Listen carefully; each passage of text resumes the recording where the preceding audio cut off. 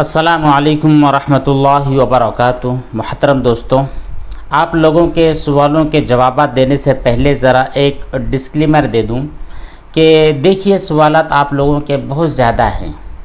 हर एक प्लेटफॉर्म पर बहुत ज़्यादा सवालात हमारी नज़रों के सामने हैं। हम उन्हें देख भी रहे हैं, उन्हें पिक भी कर रहे हैं, इसी के साथ साथ उनके जवाबात भी रिकॉर्ड कर रहे हैं।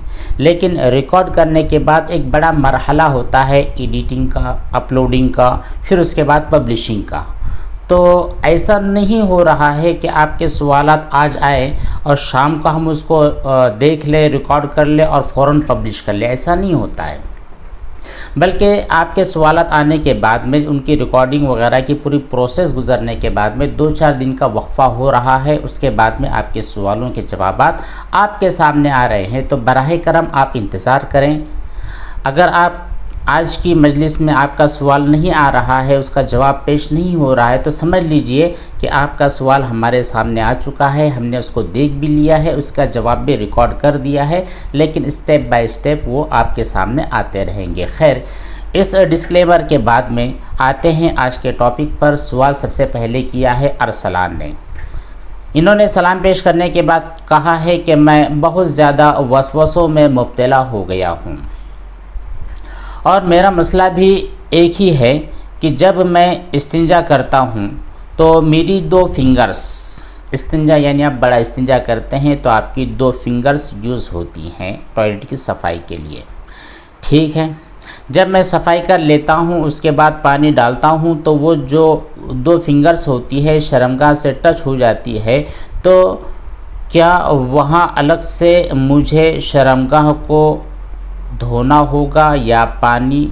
देखिए अरसलान भाई, आपको जो प्रॉब्लम हो रही है, आपको जो दिक्कत हो रही है वो ये है कि आप ये समझ रहे हैं कि जब आपने उंगलियों से शर्मगाह की सफाई कर दी तो सफाई करने के बाद आपकी जो 2 फिंगर्स है जिससे आपने सफाई की है, वापस से उसको धोना, उसको पाक करना होगा या नहीं। अगर यही मसला है तो अच्छी तरह समझ ले कि जब वो मकाम जो नजासत वाली जगह है उसको आपने 1, 2, 3 मरतबा साफ़ कर दिया और वो जगह बिल्कुल क्लियर हो गई, साफ़ हो गई, तो वो आपके हाथ या आपकी फिंगर्स जो उस जगह को टच हो रही है, तो टच होने की वजह से वो जगह भी और आपकी फिंगर्स भी पाक हो चुकी है, क्लीन हो चुकी है। ठीक है, जब यहाँ पर आपका मसला क्लियर हो गया तो ये भी समझ ले कि आप दोबारा पाकी के लिए धोने की ज़रूरत नहीं है। हाँ, इस्तिंजा से बाहर आने के बाद नबी करीम सल्लल्लाहु अलैहि वसल्लम की सुन्नत मुबारक है कि आप हाथों को धो लिया करते थे। तो ये सफाई की गरज से धोना है, नापाक है इसलिए धोना है, ये बात नहीं होती है। तो उम्मीद है कि आपको ये बात समझ में आ गई होगी। अरबाज खान ने भी अपना डाउट पेश किया है। कहते ये हैं कि मुफ्ती साहब, मैं नापाक कपड़े धोती हूँ। अच्छा अरबाज, आप कोई खातून है। आप मैं नापाक कपड़े धोती हूँ, थोड़ी से कपड़े धोने के बाद कपड़े पर मनी लगी हुई थी तो उसको कुछ छींटे मेरी बॉडी पर आ गए हैं। फिर मैं नहाने के लिए गई तो उसके बाद कुछ छींटे बाल्टी में चले गए हैं। तो अब मैंने सुना है कि ज़ाहिरी नापाकी के अगर कुछ छींटे बाल्टी में चले जाएं तो बाल्टी नापाक हो जाती है। बिल्कुल नापाक हो जाती है, लेकिन आपकी जो थिंकिंग है, आपकी जो सोच है, ये मसले से टकरा रही है। पहली चीज़ तो ये कि अगर नापाकी आपके बदन पर लगी थी और आपने उसको धो दिया है, या कपड़े पर लगी थी, कपड़े को आपने धो दिया है, तो उस कपड़े को मुकम्मल तौर पर 3 मरतबा धो दिया है, 3 मरतबा निचोड़ लिया है। उसके बाद में अगर कोई छींटा उड़कर इधर उधर जाता है तो फिर टेंशन लेने वाली बात नहीं है, क्योंकि अब आपका कपड़ा वो पाक हो चुका है या आपकी जो बॉडी है वो पाक हो चुकी है। अगर आपकी बॉडी पर आयन नजासत लगी थी और उसी नजासत को टच होकर के पानी के कतरे आपकी बाल्टी में गए हैं, तब आपकी वो बाल्टी का पूरा पानी नापाक हो जाएगा। लेकिन ऐसा नहीं है, आपने बॉडी के ऊपर पानी लगा था, नापाक लगा था, उसको धो दिया है, धोने के बाद उस पानी और उसके असरात ख़त्म हो गए हैं, फिर गुस्ल के दौरान ही कुछ छींटे उड़ कर के बाल्टी में जा रहे हैं, तो फिर आप इसको नापाक नहीं समझ सकते। तो दोनों चीज़ें अलग अलग होती हैं, आप अच्छी तरह समझ लें। अगला सवाल है, अस्सलाम वालेकुम, मेरी बहन को एक लड़की पैदा हुई। मेरी बहन को एक लड़की पैदा हुई मगर भाईजान के पास उसका अकीका करने की कंडीशन नहीं है। अब मेरे अब्बा यानी उस बच्ची के नाना मेरी भांजी का अकीका कर सकते हैं या नहीं? अल्ताफ़ मनियार। अल्ताफ़ भाई देखिए, बच्ची का अकीका चाहे उसके वालिद करें, उसकी वालिदा, उसके नाना नानी, उसके चचा या फिर उसके मामू, कोई भी लोग करे, अकीका कर ले। अकीका करने से उस बच्चे का या बच्ची का अकीका मुकम्मल हो जाएगा, सुन्नत भी अदा हो जाएगी।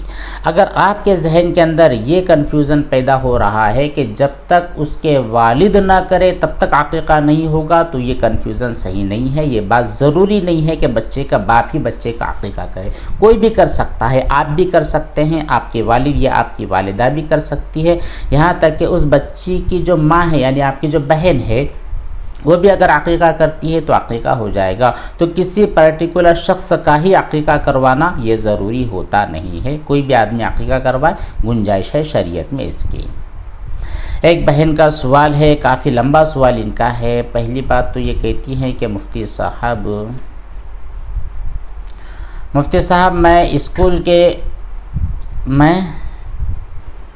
मैं स्कूल के सर्वे के लिए जाती हूँ। अच्छा, आप स्कूल में पढ़ाती हैं, वहाँ पर आप टीचिंग का काम करती हैं, आप वहाँ पर सर्वे के लिए भी जाती हैं।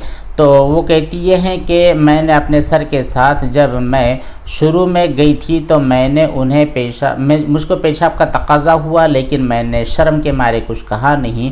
वैसे ही मैं गाड़ी में बैठी रही, फिर बहुत ज़्यादा प्रेशर हुआ, तो प्रेशर की वजह से पेशाब का कतरा निकल गया या फिर पेशाब मुकम्मल निकल गई, उसकी वजह से मेरे कपड़े भी नापाक हो गए हैं। फिर उस नापाकी के बाद मैं उसी कपड़ों के साथ गाड़ी की सीट पर बैठ गई। फिर कुछ साल हो चुके हैं, कुछ दिन गुजर चुके हैं, अब मुझको लग रहा है कि उस कार की जो सीट है जिस पर मैं नापाक कपड़ों के साथ बैठ गई थी, अब वो सीट भी नापाक है, उसके शीशे भी नापाक है, उसके डोर भी नापाक है, उसकी बॉटल्स भी नापाक है, उसकी स्टीयरिंग भी नापाक है। तमाम चीज़ों की नापाकी के बारे में मुझको वहम होते रहते हैं। यहाँ तक कि बहुत सारे लोग उसमें जो नमाजी होते हैं, हम और हमारे सर भी जो नमाजी हैं, वो लोग भी बैठते हैं। तो अब मुझको क्या करना चाहिए? पहली चीज़ तो यह है कि आपको यहाँ पर डरने, घबराने या फिर शर्म करने की कोई ज़रूरत नहीं। तो एक नेचर चीज़ होती है, ठीक है, एक नेचुरली बात है। इंसान हाजत उसको हाजत का तकाज़ा हो और वो अपनी हाजत मुकम्मल करे, एक नेचुरली चीज़ होती है। और वैसे भी पेशाब पखाने को रोकना ये अच्छी बात होती नहीं है, जिस्म में बहुत ज़्यादा नुकसान इससे होते हैं। तो फ्यूचर में आप ऐसा काम ना करें। लेकिन जो पहली बात हो चुकी है, तो अब आप ये काम करें कि उस कार की वॉशिंग करवा दें अच्छी तरह, जो फुल वॉशिंग होती है अंदर बाहर से, इस तरह की वॉशिंग करवा दें, मसला ख़त्म हो जाएगा। लेकिन इस पीरियड में जो बातें हो चुकी है, जितने लोग वहाँ पर बैठे हैं, तो उनकी पाकी और नापाकी के सिलसिले की बात क्या होगी? अगर बिल्कुल सीट गीली थी, ठीक है, आपके कहने के मुताबिक वो सीट गीली थी, अभी तक सूखी नहीं है, फिर कोई बंदा वहाँ पर बैठा और वो नजासत उस बंदे के कपड़े पर आ गई है, तब उसके कपड़े आप नापाक समझिए, ठीक है। दूसरी चीज़, अगर वो सीट सूख चुकी है और फिर कोई बंदा वहाँ पर बैठता है, तो बैठने के बाद अगर उस पेशाब का कोई भी असर दूसरे वाले बंदे के कपड़े पर नहीं, उसकी बॉडी पर नहीं आती है, तो फिर कोई मसला नहीं है। तीसरी चीज़, सिर्फ पर्टिकुलर जो सीट जहाँ पर आप बैठी थी, जो नापाक हुआ था, जो गीला हुआ था, उतनी ही जगह नापाक है। उसके अलावा जो आपके साइड का सीट है या फिर जो फ्रंट सीट है, जो ड्राइविंग का सीट है, इसी तरह जो स्टीयरिंग है, उसके मिरर वगैरह है, ये कोई भी चीज़ नापाक नहीं हुई है, क्योंकि पेशाब सिर्फ एक जगह लगा है, पूरी गाड़ी में फैला हुआ नहीं है। तो आपको फुल टेंशन लेने की कोई ज़रूरत नहीं है। दूसरी बात यह है कि इस तरह का जब हादसा पेश आ गया था, तो आपको उसी वक्त तो कोई एक्शन लेना चाहिए थी गाड़ी की सफाई वगैरह की, ताकि इस किस्म के परेशानियां आपके सामने खड़ी ना हो और परेशानी के शिकार ना हो। अगला सवाल हमारे एक भाई ने पेश किया है, इसरार भाई है। वो कहते हैं, मुफ्ती साहब अस्सलाम वालेकुम। वालेकुम सलाम। इनका कहना यह है कि तहारत का सही इल्म हासिल करने के लिए कोई किताब बतला दीजिए। मैंने बहिश्ती ज़ेवर पढ़ ली है और कोई किताब आपके इल्म में हो तो बता दीजिए। बिल्कुल बिल्कुल इसरार भाई, बहुत सारी किताबें हैं। अगर आप बेसिक नॉलेज हासिल करना चाहते हैं और आप बहुत ज़्यादा डिफ़िकल्टी में नहीं जाना चाहते हैं तो एक किताब है मौलाना रफ़ात क़ासमी, ये देवबंद के मुदर्रिस भी रह चुके हैं, देवबंद दारुल देवबंद के। इनकी एक किताब है मसाइल वज़ू, मसाइल गुस्ल, मसाइल तहारत, मसाइल नमाज। इस तरह की जो मसाइल उन्होंने एक ही मौजू के बहुत सारे मसाइल एक एक किताब में जमा कर दी है। इनके कुल 14-15 किताब मसाइल का सेट है, वो सेट आप हासिल करें, उसका मुताला करें। बेसिक टू एडवांस मुकम्मल नॉलेज उन्होंने और बिल्कुल आसान अल्फाज के अंदर सवाल और जवाब की शक्ल में लिख दिए हैं, तो वो किताब आप हासिल करें। तहारत और ये जो है वज़ू और गुस्ल के जो मसाइल है ये बहुत आसानी और अच्छे अंदाज के अंदर बतलाए गए हैं। आप इस किताब को हासिल करें। मसाइल गुस्ल है, मसाइल वज़ू है, ये 2 किताबें आप हासिल करें, उसका मुताला करें। बहुत सारे इल्म आपको हासिल इंशाअल्लाह इसमें हो जाएंगे। ठीक है, नदीम अहमद का सवाल है कि औरत खुले आसमान के नीचे आराम कर सकती है या नहीं, क्योंकि अभी गर्मी का मौसम चल रहा है। अभी तो बारिश का मौसम शुरू हो चुका है, तो गर्मी का मौसम चल रहा है और गर्मी में एक बात आम है कि लोग अपने घरों की छतों पर सो जाते हैं। एक आदमी ने कहा है कि मर्द तो बाहर खुले छत के नीचे, खुले आसमान के नीचे सो सकते हैं, लेकिन औरतें खुली आसमान के नीचे नहीं सो सकती है। इसके बारे में कुरान के अंदर और हदीस में क्या हुक्म है? कोई हुक्म नहीं है भाई, कहीं पर भी सो सकते हैं, क्या मर्द क्या औरत, क्या लड़का क्या लड़की। जहाँ पर आराम करने का मन हो, ये जहाँ पर मुकम्मल सहूलियात हो वहाँ पर आप आराम कर सकते हैं। इसमें मर्द और औरत की कोई क़ैद नहीं है। जिस तरह घर में बेडरूम में कोई ख़ातून या मर्द सो सकते हैं, इसी तरह खुले आसमान के नीचे, जिसको हम अपने छत के ऊपर जिसको कहते हैं, छत के ऊपर भी आराम कर सकते हैं। जिन लोगों ने कहा है कि औरतें नहीं सो सकती, तो वो शायद उन्होंने इसलिए कहा होगा कि हो सकता है बिल्कुल यहाँ पर पर्दे का कोई माकूल इंतज़ाम ना हो, या फिर औरतों के सतर के खुल जाने का मसला हो। इस डर से अगर कुछ लोग मना करते हैं तो मना कर सकते हैं, लेकिन कुरान और हदीस में औरतों को खुली छत के नीचे सोने से मना नहीं किया गया है। औरतें अगर सो रही है तो अच्छी तरह वो ख्याल कर लें कि बेख्याली में बेपर्दगी ना हो। ख़ास तौर पर घर के सब मेंबर हैं, उनके अलावा कुछ मेहमान अगर आए हुए हैं तो यहाँ पर बाहर सोना ज़रा ख़तरे वाली बात है, क्योंकि शर्म का भी मसला होता है। इसी तरह सतर के खुल जाने का भी मामला होता है, तो वहाँ पर थोड़ी उनको एहतियात करनी चाहिए। वैसे जनरली तौर पर खुले आसमान के नीचे औरतों को सोने की मुमानियात कुरान और हदीस में नहीं है। ठीक है, अगला भी सवाल है नदीम भाई के बाद अगला सवाल है कुंवर फैज़ अली ख़ान। इन्होंने सलाम पेश किया है। वालेकुम सलाम कुंवर भाई। इनका कहना यह है कि अगर फ़ज्र की नमाज की क़ज़ा अदा नहीं कर पाए, फ़ज्र की नमाज क़ज़ा हो चुकी है, उसकी अदा नहीं कर पाए हैं और कुछ दिन बाद अच्छे से याद न रहे कि किस दिन की नमाज छूट गई थी, तो क्या एहतियातन 1-2 दिन की ज़्यादा क़ज़ा नमाज अदा कर सकते हैं या नहीं? देखिए कुंवर फैज़ साहब, अगर आपकी पिछली बहुत सारी नमाज़ें छूटी हैं, मान लीजिए फ़ज्र की नमाज 2 या 3 छूट चुकी हैं और आपको याद नहीं है कि किस तारीख़ की कौन से दिन की नमाज़ थी, तो आप यहाँ पर नियत इस तरह कर सकते हैं कि मेरी ज़िंदगी की सबसे आखिर में छूटी हुई जो नमाज़ थी फ़ज्र की, वो मैं क़ज़ा कर रहा हूँ। उसके बाद आप कर रहे हैं, फिर कहते हैं मैं अपनी ज़िंदगी की जो सबसे आखिरी वाली फ़ज्र की जो नमाज़ थी वो क़ज़ा कर रहा हूँ। तो ये जो शुरू की जो जितनी नमाज़ें थी 2, 3, 4, 5, 6, तो वो रिवर्स होती जाएंगी। मान लीजिए 6 नमाज़ें आपकी ज़िंदगी की क़ज़ा थी और आज आपने नियत की कि आखिरी वाली नमाज़, तो अब बाकी कितनी है? 5 नमाज़ें। उसके बाद में फिर आपको मौका मिला, फिर आपने नियत की मेरी ज़िंदगी की आखिरी वाली फ़ज्र, तो फिर 5 थी, उनमें से एक और माइनस कर ले, बची 4। तो इस तरह माइनस करते चले जाएंगे और आपकी ज़िंदगी के जो आखिरी नमाज आप अदा कर रहे थे वो बिल्कुल 0 पर पहुंच जाएंगी, यानी आपकी पूरी नमाज़ें भी अदा हो जाएंगी। यहाँ पर डेट और टाइम का फ़िक्स करना और फ़िक्स डेट की नियत करना ज़रूरी नहीं होती, यानी मैं 13 तारीख़ की मेरी जो नमाज़ छूटी थी उसी 13 तारीख़ की नमाज़ अभी अदा कर रहा हूँ, तो ये ज़रूरी नहीं है। बस आप इतनी नियत कर ले कि आखिरी मर्तबा में जो मेरी नमाज छूटी थी उसकी मैं क़ज़ा कर रहा हूँ। उम्मीद है कि ये बात आपको अच्छी तरह समझ में आ गई होगी।